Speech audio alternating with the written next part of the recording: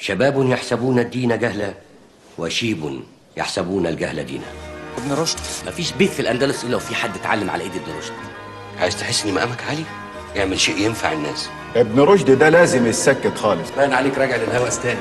سفك دماء، هدم بيوت، قتل، لا شرع ولا نظام. إلا عندي، إلا في القضاء، وإلا كانت الأندلس كلها راحت. يا يدخلها وهو معانا يا ما يدخلهاش خالص.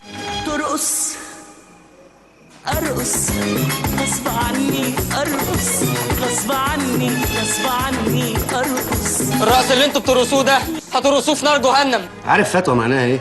معناها إن ابن رشد وفكره يتمحوا نهائياً. خليكوا ساكتين كده لما يخلصوا على كل اللي بيفكروا في البلد. دول رجال دين، دول تجار دين بيرقصوا على كل الحبال. الافكار ليها اجنحه، محدش يقدر يمنعها توصل للانسان. أنا أقدر!